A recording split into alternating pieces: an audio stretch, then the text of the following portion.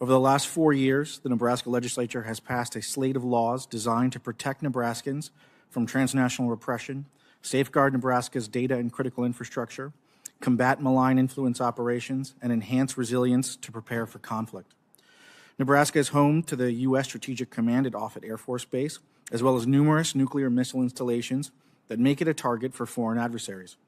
However, every state has critical industries, infrastructure, and institutions that our national security relies on.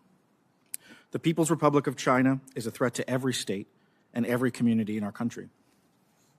Our work to address the threats facing Nebraska from the PRC began when we were alerted to Pentagon concerns about the pervasiveness of Huawei technology near our critical defense infrastructure.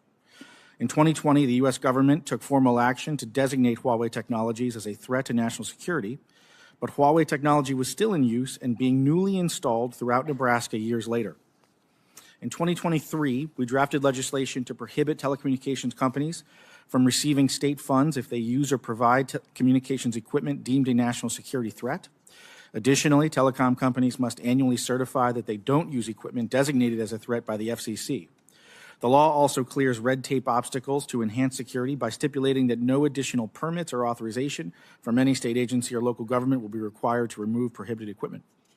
Robust lobbying pressure was employed to keep Beijing-linked technologies in use, but elected officials from both parties ultimately rejected this pressure. After this law passed, my office was inundated with threat information from national security professionals who encouraged us to push forward. And we passed several more laws in 2024 to protect Nebraska against foreign adversaries. The Foreign-Owned Real Estate National Security Act prevents any person, foreign government, or entity determined to be a foreign adversary from holding land within 10 miles of a military installation, including nuclear missile silos. In cases of noncompliance, the law provides the Nebraska Attorney General with authority to force divestment. The Pacific Conflict Stress Test Act created a joint legislative and executive committee on Pacific conflict to assess how a conflict in the Pacific could disrupt and endanger Nebraska. The committee meets quarterly to evaluate the state's supply chains, export markets, critical infrastructure, and security apparatus, and makes recommendations to strengthen resilience. Lastly, in 2024, we passed the Foreign Adversary Contracting Prohibition Act. Legislation prohibits companies controlled by foreign adversaries from procurement contracts involving communications technology, network systems, and critical infrastructure. As we worked to pass these laws, we learned about local government officials being contacted by the CCP, and we started to hear from victims of transnational repression. Reporting emerged regarding an alleged Chinese overseas service station operating in Omaha, highlighting the threat of intelligence activity and transnational repression within Nebraska.